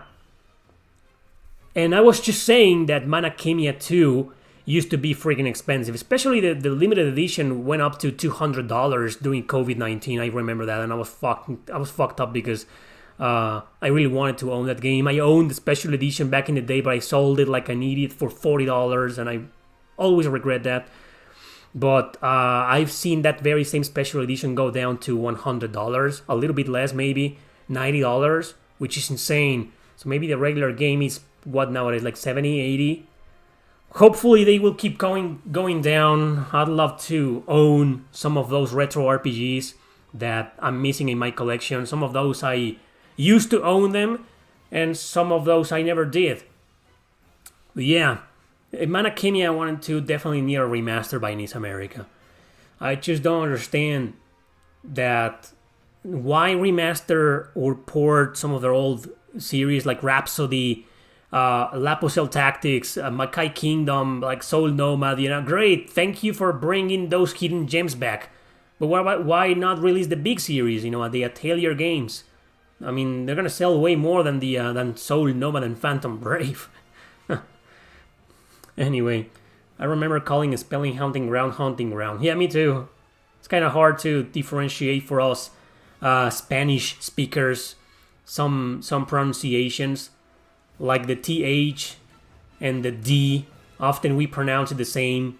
Like instead of saying they, we say they. They, like day, like daylight, like day. They! And it happens to me. I tried to fix it on when I read scripts. Obviously here in the Q&As I fuck up a lot, the pronunciation, but in the scripts, sorry, I try to improve to pay attention to that. But yeah, for us, Latinos, confusing Hunting Ground with Hunting Ground, it's, in fact, I think it's pronounced hunting, like haunting. Not hunting is like hunt, like wild hunt, like The Witcher 3. But haunting, no, it's not haunting, it's haunting. I have no clue, man. Yum says, I don't think retro games will go down. What are you talking about? Just gave you an example. Suikoden 5 went down. I think just some of them, but I don't think they're gonna go down that much.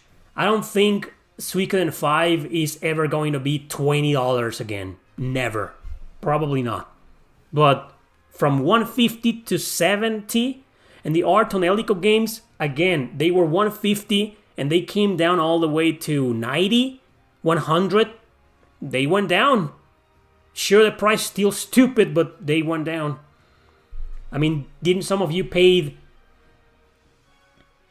There you go, Persona 3 Reload. Some people paid $70 for Persona 3 Reload. That's what Suikoden 5 is selling for nowadays. I mean, you gotta get lucky, right? I think most resellers still have Suikoden 5 for $100. But if you get lucky, maybe you'll find it on eBay for $70, $80 maybe. I don't know. So Persona 3 Reload is being sold for 43.85 pounds. That's like 55 US dollars, if I'm not mistaken. I think it's a good price. I will probably pay that for it if it was that price on Amazon, but not really. I was gonna buy Grand Blue Fantasy Relink because somebody paid for it. Alex Tokash, you here? Are you watching? Well, maybe not, but he paid for the game, but I got a review code. And the game wasn't being sold in Mexico. It started being sold in Mexico until its release date, until last week. So I'll get it, but now that I got a review code, it's probably better to do something else with the money, like buy something else. I don't know. I'm not sure if I will pay 55 or 43 pounds for Persona 3. Just wait a bit. The game got released on Xbox too, and Windows. It's probably going to go down. Maybe not so soon, but it will go down. So you see, it's Art on Elico's 100. Like, where did you see that on eBay? The first Art on Elico, right? I think the second one is a bit more expensive.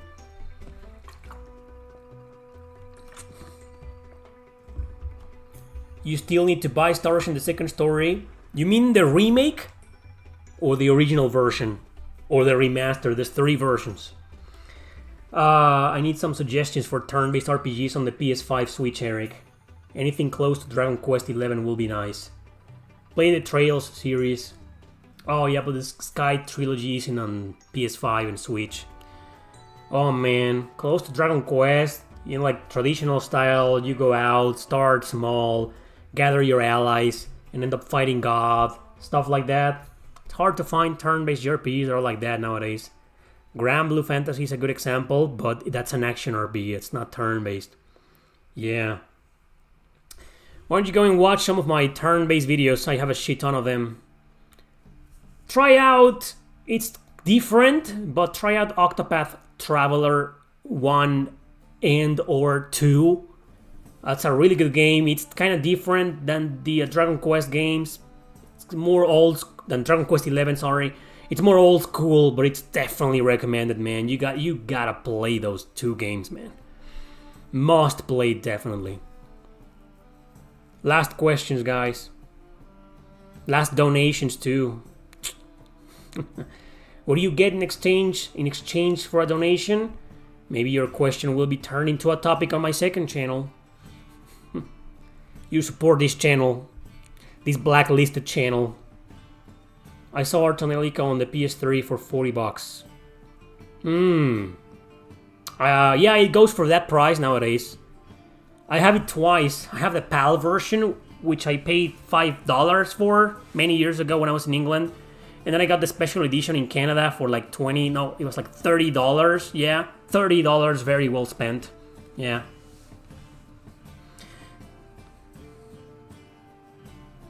Octodad? Don't know what that is, man.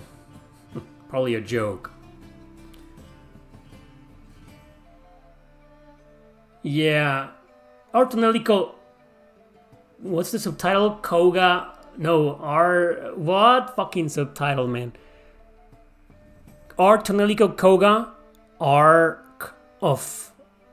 And. Ooh, man. Well, that game on PS3. It actually goes. The North American version goes for 40-ish. You've mentioned you've been in so many different places. I've been in different cities in Mexico, obviously. I was in Berlin. I was in Nottingham. I was in London. I was in different small cities in Canada. Yeah. I don't know if that counts as many different places, but there you go. Do you recommend Triangle Strategy next to Octopath? What do you mean next to Octopath? As in, because they have the HD 2D graphic style?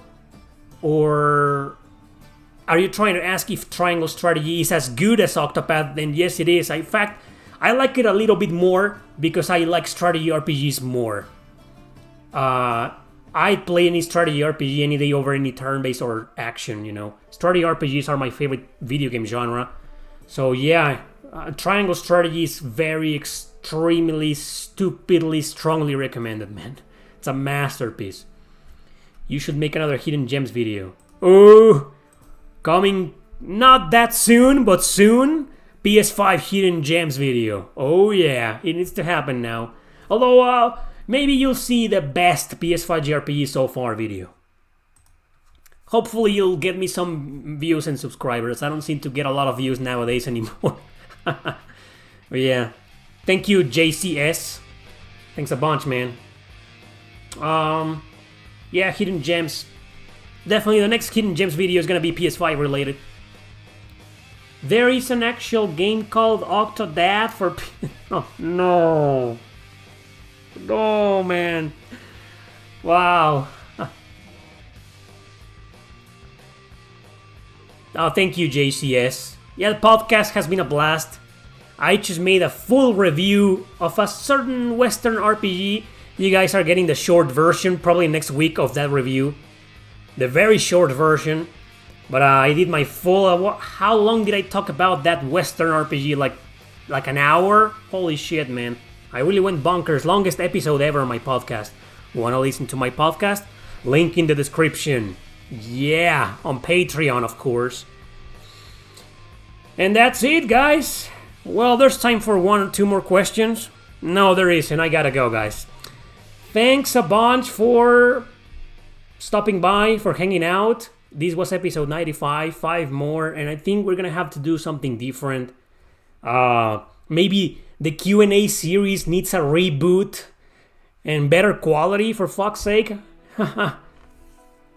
There's gotta be something we can do once we reach episode 100, coming probably in March. Yeah, we have to do something, guys. Anyway, thanks for watching, everybody. Have a great weekend, and thank you for the donations, by the way. Special thanks to Matt.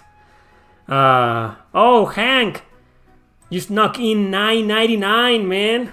That's a great last donation. Thanks a bunch, man. Right at the end. That was awesome. Take care, guys. See you later. Don't miss. You have a big video coming up next Tuesday. That's a big one. Pretty sure a lot of you will be interested in watching it.